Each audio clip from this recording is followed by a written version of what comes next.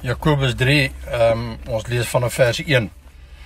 Moenie baie leermeesters wees nie, my broeders, omdat julle weet dat ons 'n groter oordeel sal ondergaan. Want ons almal struikel dikwels. As iemand in woorde nie struikel nie, is hy 'n volmaakte man in staat om ook die hele liggaam in toom te hou. Kyk, ons sit stange in die perde se bekke, sodat hulle ons gehoorsaam kan wees en ons stuur hulle hele liggaam daarmee. Kyk ook die skepe. Alhoewel hulle so groot is en deur ewige winde voortgedryf word gestuur deur 'n baie klein roer net waarin die stuurman wil. Net so is die tong ook 'n klein lid en beroem hom op groot dinge. Kyk hoe 'n groot hoop hout steek 'n klein vuurtjie aan die brand. Die tong is ook 'n vuur, die wêreld van ongeregtigheid. Net so 'n plek neem die tong onder ons lede in, dit besmet die hele liggaam en steek die hele lewensloop aan die brand en word uit die helheid aangesteek. Want elke soort natuur van wilde diere en voëls en kruipende sowel as seediere word getem en is getem deur die menslike natuur. Maar die tong kan geen mens stem nie. Dit is 'n onbedwingbare kwaad vol dodelike gif. Daarmee loof ons God en die Vader en daarmee vervloek ons die mense wat na die gelykenis van God gemaak is. Uit dieselfde mond kom seën en vervloeking. Dit, my broeders, behoort nie so te wees nie. 'n Fontein laat tog nie uit dieselfde oog vars water en bitter water opborrel nie. 'n Vyeboom, my broeders, kan tog nie nie olywe voortbring of 'n wingerdstok vy nie. So kan geen fontein brak en vars water voortbring nie. So ons lees van dan vers 1 tot en met vers 12 en ek gaan net gou vinnig saam met u hierdie gedeelte deurwerk en net kom ons vertolk net gou wat hierdie skrifgie vir ons probeer leer. So die eerste vers in Jakobus 3 sê, moenie baie leermeesters wees nie. Nou goed, ons weet die woord is baie duidelik daaroor. Jesus het dit by meer as een geleentheid gesê, noem niemand rabbi nie. Rabbi beteken meester of leermeester. Hy sê, maar daar is net een leermeester en dit is Christus homself. So wanneer ons dan optree as hoedanigheid van 'n leraar, want die woord is tog duidelik dat daar leraars is en ons kan dit bevestig vanuit die skrif uit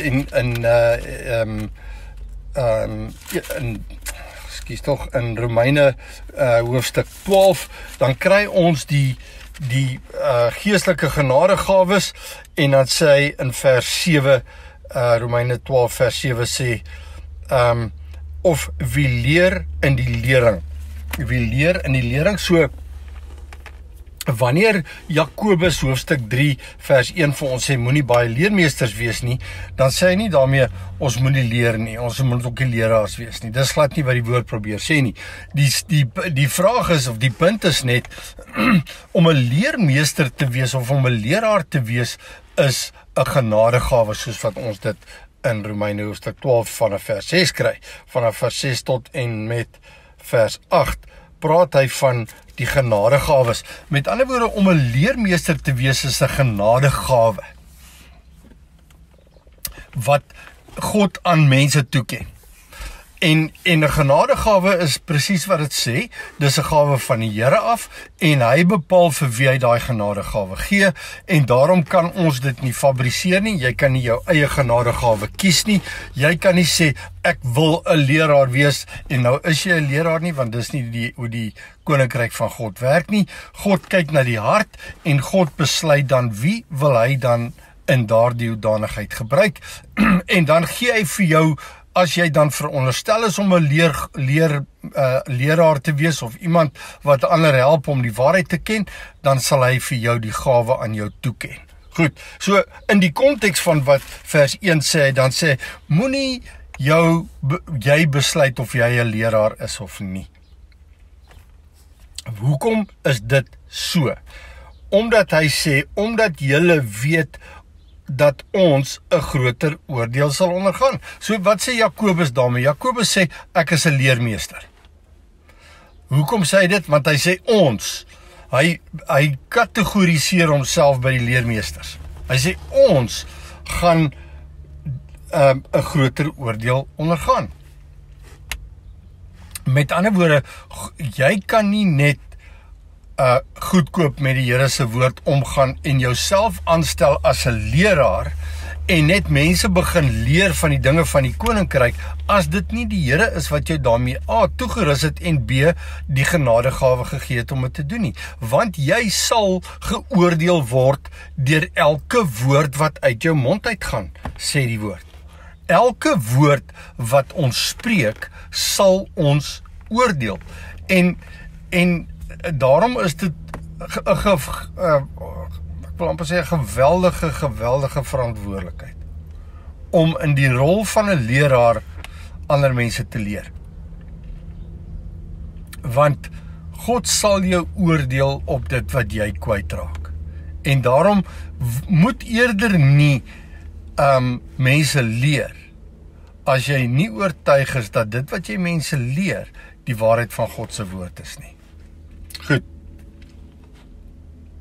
Vers 2. Hy sê daar, want ons almal struikel dikwels, en as iemand in woorde nie struikel nie, is hy 'n volmaakte man, ons ook in staat om die hele liggaam in toom te hou.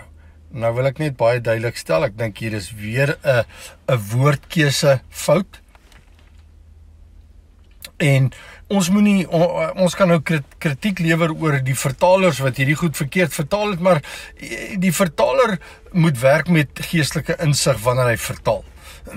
En hy het nie noodwendig, ons kan nie aanvaar dat die vertalers wat die woord vertaal is noodwendig gelowiges was nie, wat hulle wel was taalkundiges, maar 'n taalkundige en 'n gelowige is twee verskillende goed, en daarom kom ons stel gou reg, want ons almal fouteer dikwels. Want die Engelse woord is offend. En dan sê, as iemand in woorde nie struikel nie, daai woorde dit moenie 'n e agteraan hê nie, want God se woord is God se woord. God se woord is nie God se woorde nie.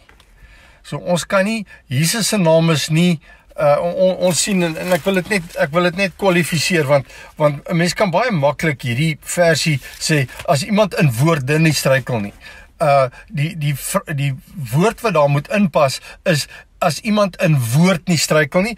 Goed, ek kyk gou na Johannes 1 sê, in die begin was die woord. Daar staan nie in die begin was die woorde nie. En die woorde was by God, en die woorde was God nie. Daar staan, in die begin was die woord, en die woord was by God, en die woord was God. Wat beteken? Christus sê, hy is die woord. Met ander woorde, wanneer ons dan nou teruggaan na Jakobus hoofstuk 3 toe, dan sê hy, want ons almal struikel, wat beteken ons almal offend, ons, wanneer jy iemand offend is as jy iemand aanstoot gee deur dat jy die woord van God verkeerd vir hulle aanbied. Dis wat struikel beteken. So hy sê, want ons almal struikel dikwels, of ons almal fouteer dikwels, as iemand in woord nie fouteer nie, in die plek van struikel. As iemand in woord nie fouteer nie, is hy 'n volmaakte man, in staat om ook die hele liggaam in toom te hou. So wat sê hy? Hy sê, as jy 'n leraar is, moet daar 'n strewe wees na volmaakte kennis van die woord. Want as jy volmaakte kennis van die woord opgedoen het, sal jy nie fouteer nie, en daarom sal jy die liggaam van Christus kan help en hulle in toom hou. Met ander woorde, jy hou hulle op, jy rig hulle in die woord. En dit is die rol van 'n leraar, is om by Christus te kom sit en by hom te leer wat is die betekenis van elke skrif en elke vers, sodat hy diegene wat na hom luister, wanneer hy hulle leer, dat hy hulle reg rig in lyn met wat die bedoeling van die woord is. En die woord van God is nie voor die hand liggende versies wat ek en jy net kan gooi, sonder dat ons nie die openbaringsinsig daarvan gekry het, wat net die Heilige Gees vir ons kan mee toerus nie. Dis so eenvoudig soos dit. Kan 'n mens die woord verkeerd interpreteer van tyd tot tyd? Ja. Kan 'n mens, is dit oukei by die Here dat ons met van tyd tot tyd skrif verkeerd interpreteer? Die antwoord is ja, maar ons strewe moet wees dat ons dit reg interpreteer, sodat ons dit reg vir mense kan deurgee. En wanneer jy dan, en dit is hoekom die liggaam van Christus funksioneer as liggaam. Hoekom? Want andersins sit jy met ongelukkig die stand van die kom ons noem die kerk, ek wil hulle nie die liggaam noem nie, want ek weet nie of hulle almal deel is van die liggaam nie, so kom ons praat van die stand van die kerk vandag. Sit jy met die probleem, jy het een ou wat voor staan, en hy bepaal die waarheid, en alles wat hy sê, gaan die res van die mense wat sit en luister na hom, gaan dit aanvaar asof dit waarheid is. En dan is dit nie noodwendig die waarheid nie. Dis hoekom Christus se koninkryk werk nie met 'n kerk wat 200 of 300 of 1000 mense het met een leraar wat voorstaan en almal vertel hoe dit werk nie. God se manier of sy koninkryksmanier, ek noem dit model want dit is in 'n sin 'n model. God se model is liggaam. En wanneer jy leraars het in die liggaam, dan gebruik God ander mense wat dan moet seker maak dat hierdie persoon wat voorgaan in lering, dat daar ander mense in die byeenkoms sou wees van so 'n liggaam, om dan te korrigeer daar waar die leraar foute maak.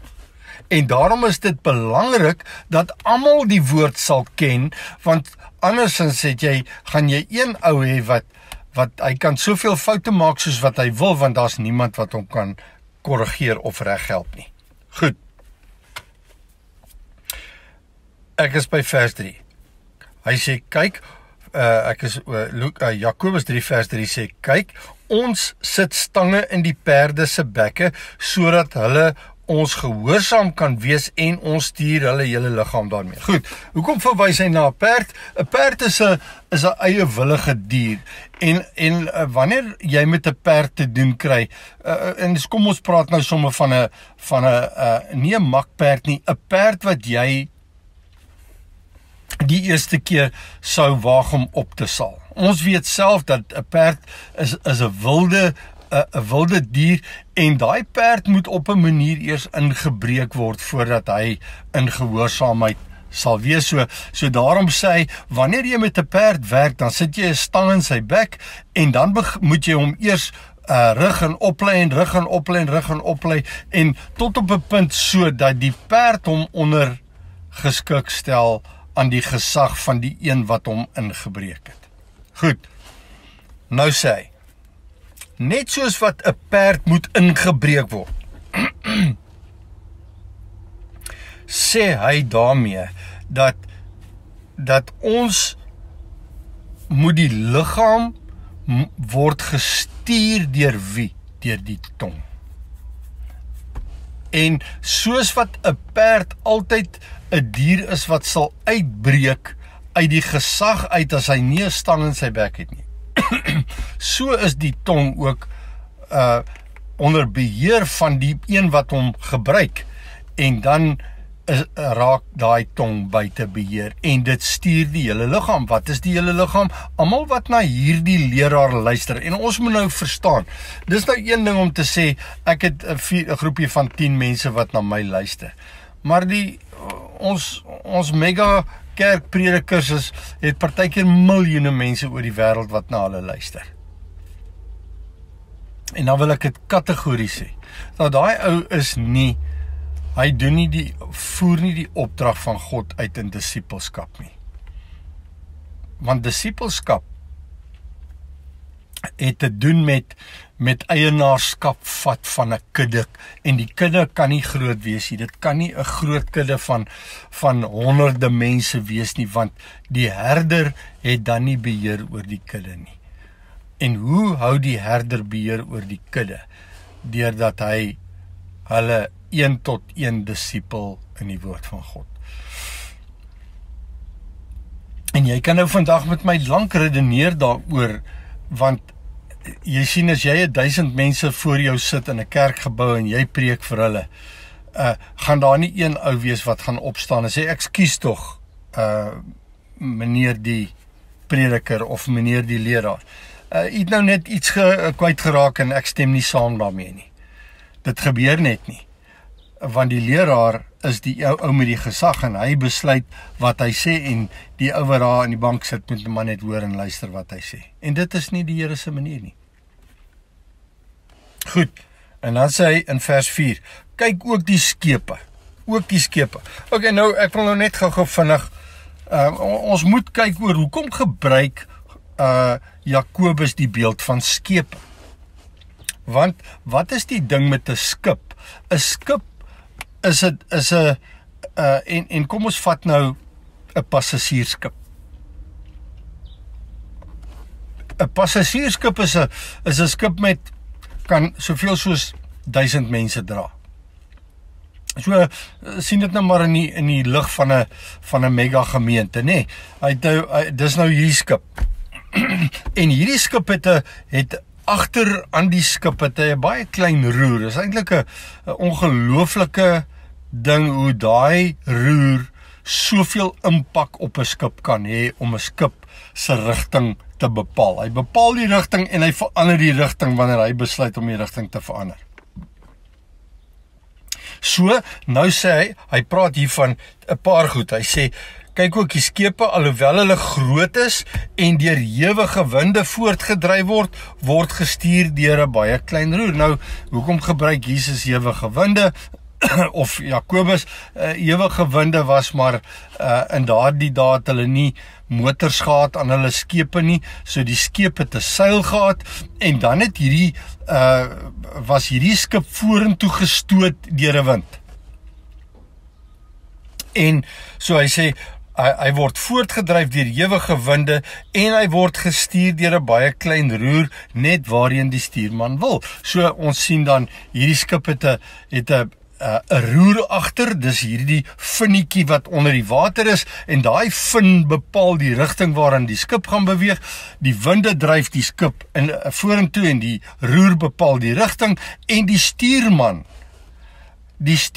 is die ou wat aan die stuurwiel staan van daardie skip en wat doen hy? Hy vat die roer deurdat hy die stuurwiel in sy hand het, draai hy die roer agter onder die skip en daai roer wat hy, soos hy wil bietjie van rigting verander en hy draai die stuur regs en dan gaan die roer en die roer draai links en as die roer links draai dan gaan die skip regs. Dis maar net die beginsel. Goed, nou sê hy, so ons het hier 'n paar goed, ons het 'n skip, hy's groot, hy vat 'n klomp mense op, hy het 'n ewige winde wat hom voordryf, hy het 'n roer wat die rigting bepaal en hy het 'n stuurman wat die roer se rigting aandui. Dan sê hy, net so is die tong ook 'n klein lid. So die tong is die roer van die stuurman. Die tong is die roer van die stuurman, die mense is op die skip is die kerk waar die mense by mekaar kom en die persoon wat die stuurman is die leraar wat voorgaan en hy gebruik sy tong om die rigting van die skip te bepaal. Die ewige winde waarna hy verwys, kry ons dan in Efesiërs 4, kry ons die beginsel van winde. So, lees gou saam met my Efesiërs 4, dan praat hy van, kom ons lees daar vanaf vers 11 tot en met vers 14. Vanaf vers 11 tot en met vers 14. En dan sê hy, Christus, het sommige gegee as apostels, ander as profete, ander as evangeliste, ander as herders en leraars, om die heiliges toe te rus vir hulle dienswerk tot opbouing van die liggaam van Christus. Goed, op te lei vir hulle dienswerk. Toe te rus vir hulle dienswerk. Vers 13, totdat ons almal kom tot die eenheid van die geloof. Wat is die eenheid van die geloof? Hy antwoord, en van die kennis van die Seun van God. Hoekom ons in eenheid van die geloof? Kennis van die Seun van God. Wie is die Seun van God? Die woord van God. tot 'n volwasse man tot die mate van die volle grootte van Christus. Wat is die gedagte? Christus is die woord van God en God wil hê ons moet word soos Christus. Hoe? Deur sy woord te ken. Kennis van die woord. Nou sê hy, vers 14, sodat ons nie meer kinders sou wees wat soos golwe geslinger en heen en weer gedryf word deur elke wind van lering. Goed, so ek is terug by Jakobus hoofstuk 3. Hy sê, vers 4, hy sê, kyk ook die skepe alhoewel hulle so groot is, so kyk na die kerke, daar's oral kerke, en party van hulle is baie groot, daar's baie mense in daai kerk, sê word deur ewige winde, en dan ons sien ons die winde, elke wind van lering, wat vals leringe of dwaling is, wat hierdie mense geleer word, en dan sê hy, ewige winde voortgedryf word gestuur deur 'n baie klein roer, deur die tong van die stuurman. Deur die tong van die stuurman, net waarheen die stuurman wil. So die stuurman, as hy nie uit homself uitpraat nie, en hy praat uit die woord van God uit, dan is hy nie meer die stuurman nie, maar Christus is die stuurman. Christus is die hoof van die gemeente. So, wat moet ons doen? Ons moet alles doen en sê wat Christus gedoen en gesê het. Want as ons dit nie gaan doen nie, dan word ons die stuurman. En God wil nie ons moet 'n stuurman van 'n skip wees nie. God wil hê ons moet net doeteenvoudig leraars wees van die woord van God na die liggaam van Christus toe. En die liggaam behoort aan Christus en nie aan die stuurman of aan die kaptein wat aan beheer is van die skip nie. So ek wil net vir die leraars sê wat so 'n eienaarskap het van sy skip en van sy mense wat op hierdie skip is. Laat vaar jou eienaarskap. Gee vir Christus die beheer weer terug en laat hy die skip stuur waarheen hy die skip wil stuur. Laat hy die liggaam beheer soos wat hy die liggaam wil beheer onder sy hoofskap en nie onder jou stuurmanskap nie. Goed. Hy sê net so per vers 5, Jakobus 3 vers 5 sê, net so is die tong ook 'n klein lid en beroem hom op groot dinge. Dis 'n klein lid. Jy kan maar gaan kyk. Die tong van die mens is die kleinste, amper die kleinste deel, en kom ons noem dit dan nou maar orgaan wat 'n mens het. 'n Tong is iets wat sê wat in die liggaam van hierdie persoon aangaan. Hy sê is maar 'n klein dit. Maar hy beroem hom op groot dinge. Jy sien, dis die hele probleem met die tong. Die tong is baie groot praterig. Die tong is baie eiewys. Die tong het sy eie manier. Die tong word gerig deur die eienaar van die tong. En as ons gaan toelaat dat die mens sê wat die mens wil sê, dan gaan die tong uiting gee aan wat in die mens se hart aangaan. Hy sê, en hy steek, kyk hoe 'n groot hoop hout steek 'n klein vuurtjie aan die brand. Nou, en daar's altyd 'n bedoeling met 'n term wat die woord gebruik. So hier is 'n bedoeling met 'n hoop hout. Ek vat jou gou na 1 Korintiërs 3 vers 11 en 12. Hy sê, of kom ons begin by vers 11, want niemand kan 'n ander fondament lê as wat daar gelê is nie, dit is Christus, Jesus Christus, en as iemand op die fondament bou. Met ander woorde, mense neem Jesus aan, maar nou moet daar op daai fondament gebou word. Nou sê hy, en as iemand op die fondament wat Christus is, bou, goud, silwer, kosbare stene, hout, hooi of stoppels. Nou, daar's 6 elemente. 6 elemente. Goud, silwer, kosbare stene. Gaan gooi goud, silwer en kosbare stene binne in 'n vuur. Kan dit uitbrand tot as toe? Nee. Jy kan doen wat jy wil, jy gaan hom smelt, maar hy gaan weer, as jy die vuur van hom afvan, dan gaan hy weer in sy vaste vorm terugkeer. Jy kan nie 'n kosbare steen verbrand en nie, gaan gooi 'n diamant in die vuur, hy gaan niks oorkom nie. Goed, so kom ons gaan kyk na die ander 3 boumateriale, hout, hooi en stoppels. Hout, hooi en stoppels. Vat hout hooi of stoppels en gooi dit in die vuur, wat gaan gebeur? Dit gaan tot as verbrand. Dit gaan tot as verbrand. Right, nou sê hy, vers 13, 1 Korintiërs 3 vers 13, elkeen se werk sal aan die lig kom, want die dag sal dit aanwys, omdat dit deur vuur openbaar gemaak word, en die vuur sal elkeen se werk op die proef stel, hoedanig dit is. Met ander woorde, as iemand se werk verbrand, as jy met hout, hooi of stoppels gebou het, gaan jou werk verbrand. Dit is net so dit eenvoudig soos wat dit is. En daarom, ons werke van geloof, as dit gaan oor goud, silwer, kosbare stene, wat is dit? Dit is die kosbare verborgenhede van die koninkryk van God. As ons bou met die kosbare verborgenhede van die koninkryk van God, sal dit nie verbrand nie. Goed, maar hierdie man wat bou met hout, sê hy, word met deur sy tong aan die brand gesteek, en dan sê hy sê dit, 'n groot hoop hout steek 'n klein vuurtjie aan die brand. Jy vat daai groot hoop hout, en dan vat jy 'n ou klein stuk, jy vat net 'n vuurhoutjie, en jy steek hom brand, en jy sit hom in daai hoop hout, en dan brand daai hele hoop hout uit. Van wat? Van een vuurhoutjie. Hy sê, die tong is soos daai klein vuurhoutjie. Hy steek hy hele hoop hout aan die brand. Wie is die hoop hout?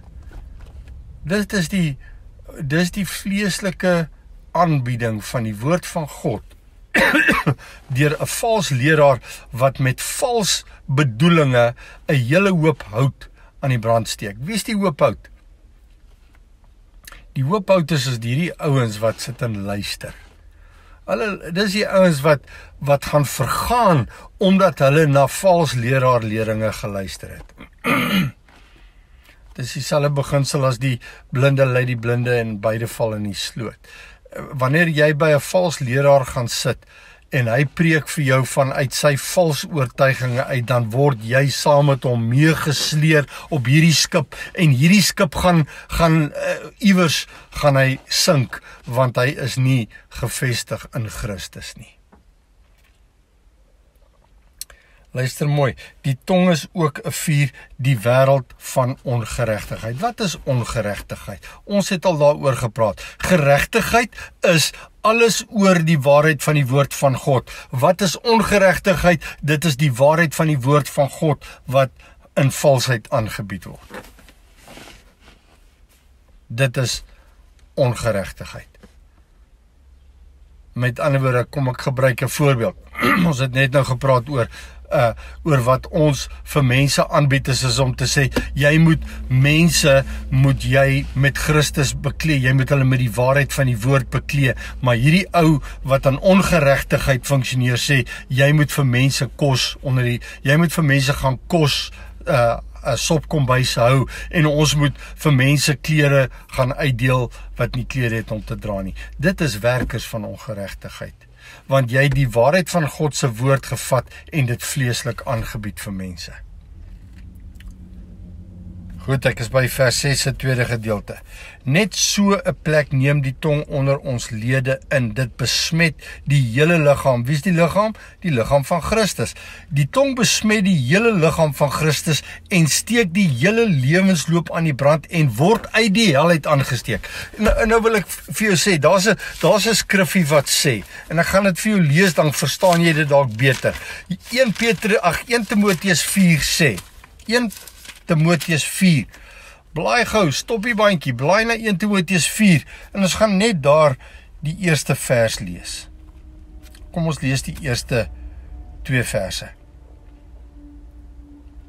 1 Timoteus 4 vers 1 en 2. Maar die Gees sê uitdruklik dat in die laaste tye sommige van die geloof afvallig sal word en verleidende geeste en leringe van duiwels sal aanhang. Verleidende geeste en leringe van duiwels sal aanhang. Dink gou mooi, wat staan hier? Hier staan daar's leringe wat deur die duiwels en deur verleidende geeste geïnspireer word. En wie inspireer hulle? Hulle deur die gefeinstheid van leenaars wat gebrandmerk is in hulle eie gewete. Wie's dit? Vals leraars kry hulle leringe by duiwels en verleidende geeste. En kan ek gou vandag sê, jy weet dit nie eers nie. Die vals leraar weet nie eers dat hy luister na die duiwel en hy vat die woord van God en hy verdraai dit na iets wat God dit nie bedoel het om te wees nie. Dit is wat gebeur. En nou sê hy steek 'n hele liggaam aan die brand. Hy besmet die hele liggaam. Wie is die hele liggaam? Almal wat na hom luister, was veronderstel. En as mense die waarheid predik, dan beteken dit nie noodwendig dat almal by hom gaan bly nie. Dit is gewoonlik wat nie gebeur nie. Wanneer iemand die waarheid preek, dan is daar mense wat van hom af gaan wegstap. Kom ons kyk gou-gou. Hy sê in 2 Timoteus 4, ons het nou net 1 Timoteus 4 gelees, kom ons lees gou 2 Timoteus 4. Hy sê in vers 3, 2 Timoteus 4 vers 3, want daar sal 'n tyd wees wanneer hulle die gesonde leer nie sal verdra nie, maar omdat hulle in hulle gehoor gestreel wil wees, vir hulle 'n menigte leraars sal versamel volgens hulle eie begeerlikhede. Jy sien, as jy die Here gaan dien om jou begeerlikhede te vervul. En ons ken ons nou maar die welvaartsbediening. Die welvaartsleraars sê God wil jou ryk maak. En as jy by 'n waarheidsprediker gaan kom, iemand wat net die waarheid van God se woord, gaan jy baie gou agterkom die een ding wat hy nie gaan preek nie is die welvaartsleer. Want God is baie duidelik daaroor dat jy kan nie God en Mammon dien nie. Jy gaan of die een lief hê en die ander een haat, of die ander een haat en die ander een lief hê. Dis die beginsel. So die beginsel is of God, Christus of Mammon. Nie al twee nie. Jy kan nie al twee dien nie. So die ou wat Mammon wil dien, gaan vir hulle ander leraars gaan soek wat vir hulle kan preek wat hulle gehoor streel. Wat vir hulle sê wat hulle wil hoor. En daarom wat hier gebeur is die hele liggaam word besmet deur een ou wat se tong uit die hel uit aangesteek is. Deur die leringe van duiwels en verleidende geeste. Want hulle is in die hel. Hulle funksioneer uit die hel uit en hulle vertel vir leraars dis wat julle moet preek en dan preek hulle dit. En dan besmet dit die hele liggaam. Vers 7. Jakobus 3 vers 7, want elke soort natuur van wilde diere en voëls en kruipende sowel as seediere word getem en is getem deur die menslike natuur. Wat probeer hy daarmee vir ons sê? Hy sê die menslike natuur kan jy gebruik om natuurlike goed te beheer en te bestuur, maar dit gaan nie vir jou geestelike waarde toevoeg nie. Dit kan nie. Want elke soort natuur van wilde diere en voëls en kruipende sowel as seediere word getem en is getem deur die menslike natuur, deur die vleesmens. Maar die tong kan geen mens stem nie. Jy sien, die tong moet optree in lyn met die gees. Die natuurlike mens beheer die natuurlike dinge vanuit die natuur van die mens en vanuit die natuur van die diere en alles. En ons kan nie beheer uitoefen met ons tong vanuit ons eie menslike natuur nie, dan gaan jy mense mislei. Want ons natuurlike mens kan nie God se geestelike dinge vanuit 'n natuurlike beskouing aanbied vir mense nie. Dit kan net nie gebeur nie, want dan mislei ons mense. God se woord werk nie na jou vlees toe nie, hy werk na jou geesmens toe. En hy wil jou geesmens opbou in lyn met God se gees en in lyn met Christus wat gees is. Kan jy verstaan dat Christus gees is? En daarom kan ons hom net ken in gees en waarheid. Vers 8 gaan ek herhaal, maar die tong kan geen mens stem nie. Die mens kan nie die tong tem nie. Die tong word getem deur die Heilige Gees. En dit wat uit die mond gaan uitgaan, gaan wees wat uit die hart uitkom en nie uit die sielsmens uitkom nie. Want uit jou sielsmens uitkom daar vleeslike denke, vleeslike optrede, en jy kan nie vanuit jou vleeslike mens praat nie. Hy sê dit is 'n onbedwingbare kwaad vol gif, die tweede deel van vers 8. Dit is 'n onbedwingbare kwaad vol dodelike gif. Die Engelse vertaling gaan hier praat van evil. Dis 'n onbedwingbare evil of boosheid. Vol dodelike gif. Wat? Die tong. Die tong is 'n onbedwingbare boosheid vol dodelike gif.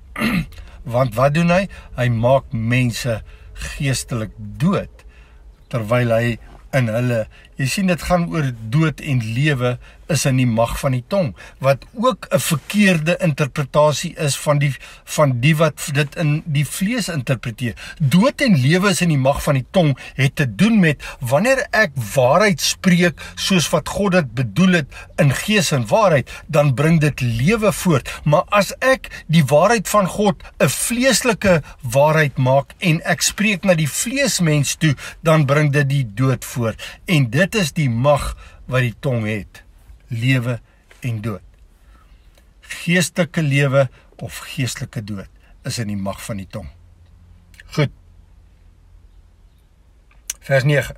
Daarmee loof ons God en die Vader en daarmee vervloek ons die mense. So ons kan sê, loof die Here, prys die Here, ek is lief vir Jesus, Jesus is so goed, Jesus het vir ons aan die kruis gesterf en jy vertel alles van Jesus, maar dan kom jy en dan sê jy, nou daardie Jesus wat jy nou dien, hy wil net die beste vir jou. Hy wil hê jy moet die kop wees en nie die stert nie. Hy wil hê jy moet eerste wees en nie laaste nie. En hy wil vir jou net die beste en hy wil net hê jou besigheid moet suksesvol wees en hy wil net dit en hy wil net dat hy vir jou. En nou het jy Christus geloof en geprys met jou tong, maar hy sê, maar jy verdoem mense, jy vervloek mense. Hoe vervloek ons mense? Deur aan hulle vals leringe te verkondig. Vervloek jy hulle na die hel toe? Want jou tong is uit die hel uit aangesteek. En ek wil vir jou sê, meneer die leraar, wees versigtig wat jy vir mense verkondig, want jy verdoem mense hel toe, en jy sal voor Christus verskyn, voor die regterstoel, en hy sal jou aanspreeklik hou vir die valshede wat jy gepreek het. En as jy verantwoordelik was om mense met leuns tot die hel te verdoem, sal jy, daai prys sal op jou hoof beland. Hulle bloed sal op van jou hande geëis word. Vers 10. Uit dieselfde mond kom seën en vervloeking. Uit dieselfde mond kom seën en vervloeking. En vervloeking is nie, jy vloek mense nie. Vervloeking is wanneer jy vals leringe verkondig. Dan vervloek jy mense tot die ewige verderf.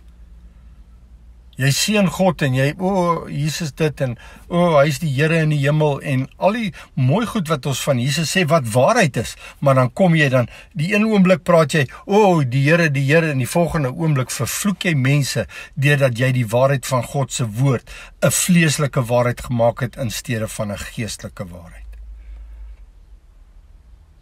Dan sê hy, tweede deel van vers 10, dit, my broeders, behoort nie so te wees nie. Julle kan nie so funksioneer nie. 'n Fontein laat tog nie uit dieselfde oog vars en bitter water opborrel nie. 'n Fontein, wie is die fontein? Christus is die fontein van lewende water. Die woord van God is die fontein van lewende water. En jy kan nie uit daai fontein uit water laat voortkom. Gaan lees maar Johannes 7:37, Jesus wat opstaan by die groot fees en hardop uitroep, almal wat dors het, kom na my toe, en julle sal, en dan sê hy, en julle sal strome van lewende water sal uit julle binneste vloei. Wat is die strome van lewende water? Dis die water afkomstig uit Christus uit sy woord uit, en dit gaan deur jou werk, die woord kom na jou toe, en dit sal uit jou uitstroom, en jy gaan mense bedien met die waarheid, met gees en waarheid, en dit gaan lewe voortbring. En dit is die lewe wat Christus, in en deur ons wil werk. Hy wil eers die lewe in jou werk, sodat jy die lewe vir ander bring. Maar jy sien die ding is, mense kry partykeer die lewe en dan verdraai hulle dit en dan bring hulle dit uit as dood. Hulle vervloek mense met vals leringe. Vers 12. 'n Vye boom, my broeders, kan tog nie olywe voortbring nie. Goed, ons moet gou kyk vinnig wat is 'n vye boom. En ek gaan gou terug na Genesis toe en ons sien vroeg in Genesis. Dan kom die Satan, God praat met Adam en hy sê vir Adam, neem kennis, God het nooit met Eva gepraat nie, God het met Adam gepraat. God sê vir Adam, ek wil hê jy moet van hierdie boom in die middel van die tuin mag jy nie eet nie. Die boom van die kennis van goed en kwaad mag jy nie eet nie. En dan later van tyd, dan maak God vir Eva, hy haal vir Eva uit Adam uit. Adam is die beeld van Christus. Adam is die eerste Adam, die tweede Adam was Jesus. En ons sien dat God al uit Adam, die eerste Adam, vat hy vir Adam 'n vrou. Uit die rib van Adam vat hy vir hom 'n vrou. En dan, as jy mooi daaroor gaan dink, dan waar het God die bruid gaan uithaal? Uit die tweede Adam uit. Ons is gewederbaar uit die tweede Adam uit. Ons is uit Christus uitgebore. Ons is die tweede Eva. Ons as bruid van Christus is die tweede Eva. Maar jy sien, God praat met Adam en sê vir Adam, dis hoe dit gaan wees, jy mag nie van hierdie boom eet nie. En dan kom Eva, en dan praat Eva, en Eva sê vir Adam, ons kan maar van die boom eet, want sy eet toe nou eerste van die boom. Maar jy sien, dit is presies wat gebeur met die vals kerk. Die vals kerk is die vleeslike Eva, wat vir Adam voorskryf wat Adam moet doen. Ons kan nie vir Christus voorskryf, ons kan nie vir die tweede Adam sê, dis hoe dit werk nie. Hy gaan nie val vir ons grap nie. Nie soos wat die eerste Adam geval het, gaan die tweede Adam val nie. Hy sal nie val vir die grap nie. Hy sal nie aanvaar dat ons bepaal of wat ons mag doen en nie mag doen nie. Dat ons, so ek is nou van die punt af, maar die punt is, die vye boom bring nie. Hy sê, 'n vye boom, my broeders, kan tog nie olywe voortbring nie. So wat is die vye boom? Wat doen Adam en Eva wanneer hulle besef hulle het sonde gedoen? Hulle teen God in opstand gekom. Het hulle gesterf? Nee, hulle het nie gesterf nie. Maar ja, hulle het gesterf. Hulle was in die beeld van God geskape, geesmens. En toe sterf hulle van hulle geesmens, toe bly net die vleesmens oor. En wat doen die vleesmens? Hy doen wat die vleesmens vandag nog probeer doen. Hy probeer sy sonde bedek met vye blare. Wat is vye blare? Vye blare is die boom van godsdienstige werke, waarvan ek en jy blare gaan afpluk, en ons gaan ons sondes probeer bedek met werke. Godsdienstige werke bedek nie jou sonde nie, net die bloed van die lam kan jou sonde bedek. Net die bloed van die lam kan jou sonde bedek. En dis 'n preek vir 'n ander dag, maar die feit van die saak is, hierdie twee mense vat blare en hulle maak hulle naaktheid probeer hulle toemaak met blare. En wat sê Christus hierso, of Jakobus, hy sê, 'n vye boom, my broeders, kan tog nie olywe voortbring nie. Waarvoor word olywe gebruik? Hulle maak olie van olywe. Wat verteenwoordig olie? Die Heilige Gees. So hy sê, met werke gaan jy nooit die Heilige Gees ontvang. En jy kan nie jou eie redding bepaal nie. Jy kan nie blare plak op jou naaktheid nie. Jy sal altyd naak wees. Jy moet met Christus bekleed word om jou naaktheid toe te maak. Dis tog die beginsel wat ons gekry het in Jakobus hoofstuk 2 vers 15, as daar dan nou 'n broer of suster naak is. Jy sien, ons wil ons naaktheid bedek met godsdienstige werke. Ja, ek betaal my 10de, en ja, ek gaan kerk toe, en ja, ek lees my dagstukkie, en ja, ek bid as ek aan my etenstafel, en ja, ek kan nie Onse Vader opsê, en ja, en dis alles godsdienstige werke. Niks daarvan is gebore uit verlorenheid en uit 'n bekering na Christus toe nie. So ons het gehanteer die vye boom, ons het die olywe gehanteer, en dan sê hy, of 'n wingerdstok kan nie vye voortbring nie. Wie is die wingerdstok? Gaan lees Johannes 15. Christus is die wingerdstok. En daai wingerdstok, Christus bring nie vye voort nie. Jy sien die vrug van die wingerdstok is nie vye nie, maar druiwe. En druiwe is die verteenwoordig die bloed van die lam. So met 'n vy kan jy niks maak nie. 'n Vy is 'n vrug van werke. Die wynstok, die wingerdstok is die vrug van die Heilige Gees. En as jy wil lewe jy uit van die vrug van die Gees, wat die woord van God is. En die Heilige Gees is daar om die wingerdstok vir jou lewend te maak deur die Gees. Daarom het hy vir die vrou by die put gesê, julle sal my van nou af dien in gees en waarheid. Kom ons hanteer dit. Wat is gees en waarheid? Die twee loop hand aan hand. Gees is die Heilige Gees wat ons ontvang by redding, maar nou kan dit nie stop net by die Heilige Gees nie. Nou het ons die waarheid nodig. En Christus sal ons leer in gees en waarheid. En ons moet hom, as jy hom wil aanbid, moet jy hom aanbid in gees en waarheid. Jy kan hom nie net in gees aanbid nie, en jy kan hom ook nie net in waarheid aanbid nie. Die twee is onlosmaaklik deel van mekaar. So, my broers, vers 12 se laaste gedeelte, so kan geen fontein brak en vars water voortbring nie. Dis of die een of die ander. Dis of God of dis mammon. Dis of waarheid of dwaallering. Dit kan nie al twee. Jy kan nie waarheid, 'n stukkie bietjie waarheid, bietjie dwaallering. Hy sê, 'n klein bietjie suurdeeg maak die hele deeg suur. 'n klein bietjie suurdeeg maak die hele deeg suur. Wat beteken dit? As jy gaan kom ons gebruik die voorbeeld van jy moet die Sabbat onderhou. As 'n wettiese instelling wat jy maak om te sê, ons moet die wet, daar staan, jy eer die Sabbatdag dat jy dit heilig.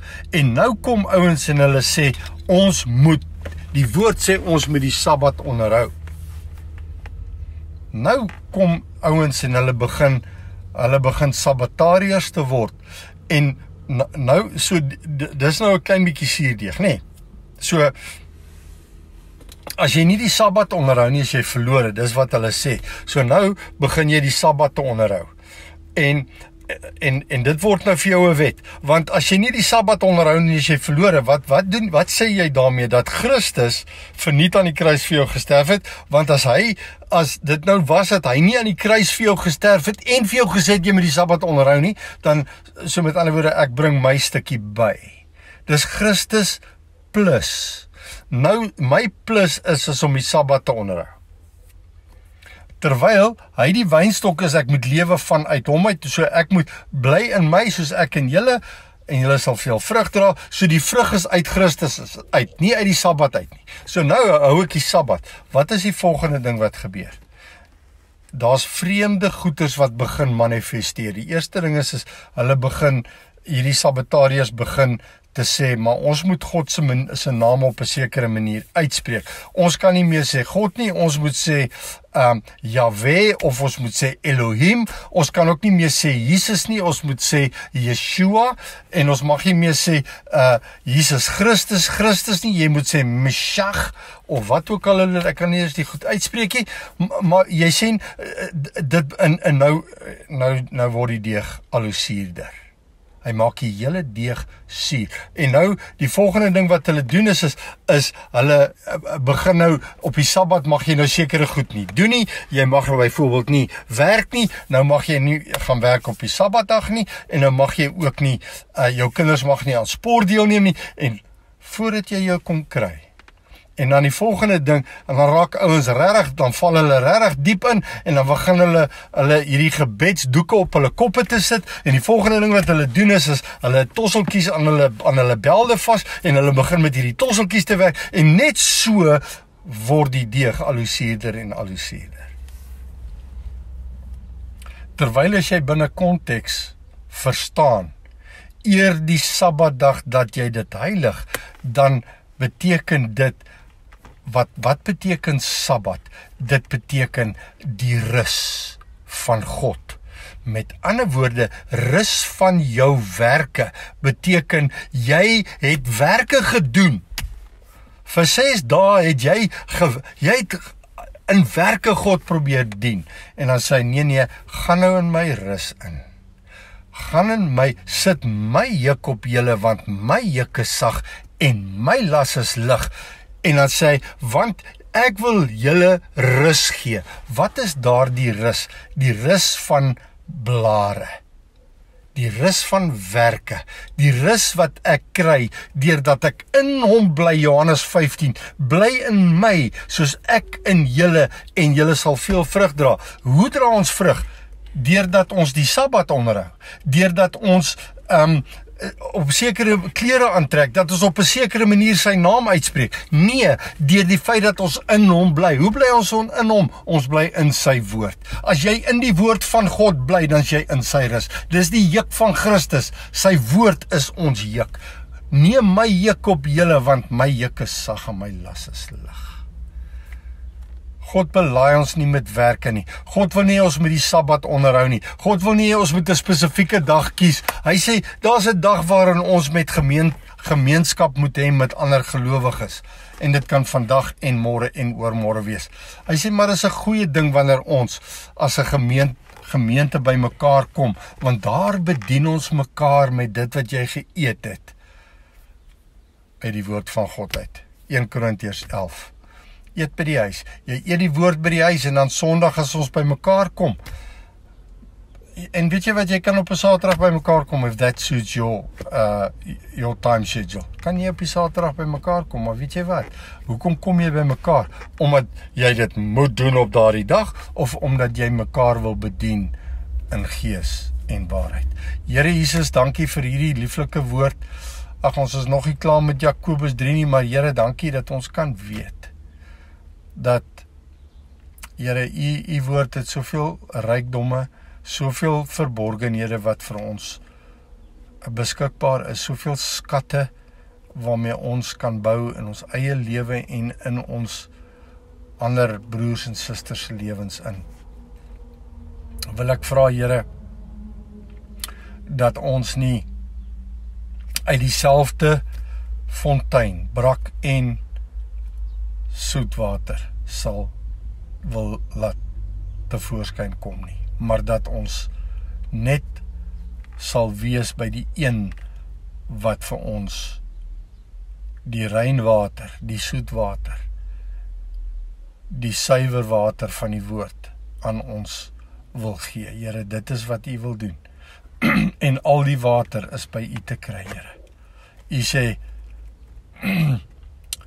vir die vrou by die put, as jy van hierdie water gedrink het, sal jy nooit ooit weer dors kry nie. Here, en dit was u hart, is dat ons nie moet dors kry nie, Here. U wil nie ons moet dors wees nie. Here, en ons hou partykeer die water, die fontein van lewende water van mense af weg, deur allerhande bitter water wat ons vir mense aanbied. Here, help ons om mense te help om by die soet, suiwer water, by die fontein van lewende water te kom skep, by die fonteine van heil. Here, dat ons nie in 'n put gaan water uitput nie, maar dat dit sal word strome van lewende water wat uit ons binneste vloei.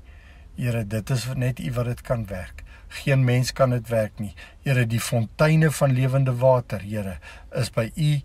U is die bron van lewe. En ons kan net by u, ons kan by u voete kom sit, Here. Ek dink aan Psalms 1 wat sê, welgeluksalig is die man wat nie sit in die kring van spotters nie. Ek wil sommer gou daai gedeelte aanhaal in Psalms 1, Here, want daarin kry ons maar net weer 'n stukkie verkoking. Welgeluksalig is die man wat nie wandel in die raad van die goddelose en nie staan op die weg van die sondaars en nie sit in die kring van die spotters nie, maar sy behaag in die wet van die Here en hy oordink sy wet dag en nag. En hy sal wees soos 'n boom wat geplant is by waterstrome, wat sy vrugte gee op sy tyd en waarvan die blare nie verwelk nie. En alles wat hy doen, voer hy voorspoedig uit. Alles wat hy doen, voer hy voorspoedig uit. Here, ons wil kom sit in die raad van U en ons wil op U weg wees, Here. Nie in die kring van die spotters nie, Here.